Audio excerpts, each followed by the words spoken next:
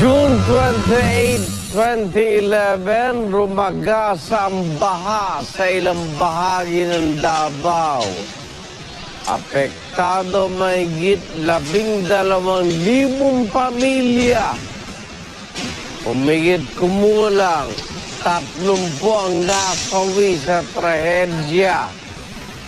Isang taon matapos ang dilubyo.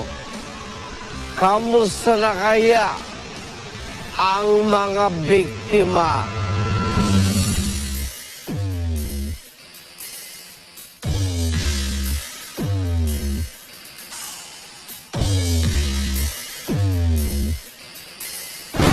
These are the hard-hit areas from last year's flood.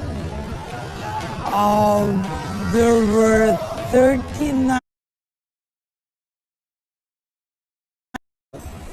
Maybe sa mga sa kuryente. Ang paghahanda ang pinaka-importante talaga. Balik-balikin man namin sabihin, yung sinasabi ni Kofi Annan, yung Secretary General ng United Nations, sabi niya, ang paghahanda ay mahirap. Kasi kinakailangan natin nagagasto tayo.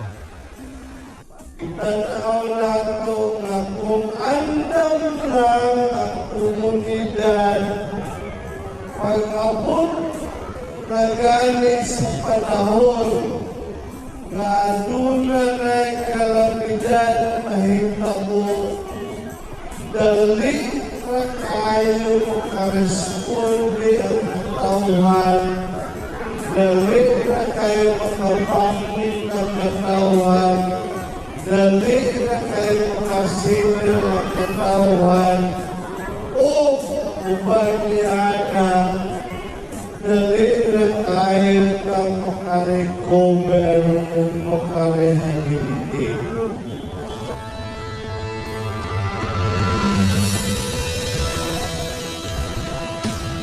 Dali na kayo makapamit ng katawan, dali na kayo makasilyo ng katawan, o umaniyana, dali na tayo kang makarecover o makarehabilitate.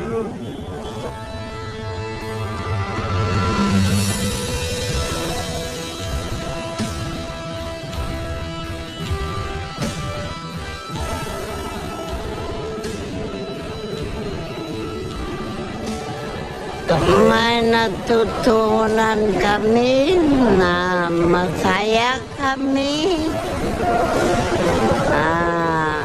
At saka lahat na sasaya namin ang mga staff ng GMA. Ang masabi ko, maraming salamat po kay Arnold Clavio.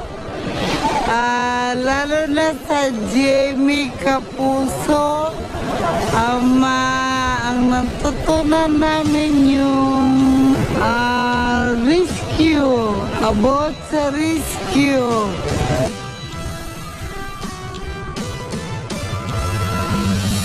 Makaigan sa ngalan po ng bumubuo ng rescue.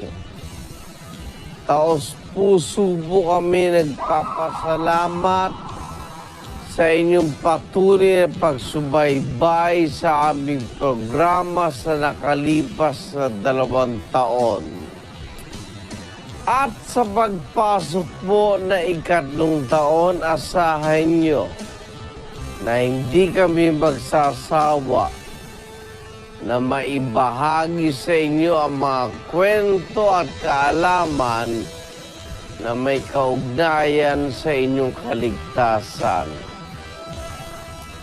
Sa ngalan ng serbisyong totoo, mula rito sa Davao, ako naman Arnold Clavio. Dito sa rescue, naniniwala kami kahit sino pwedeng tumulong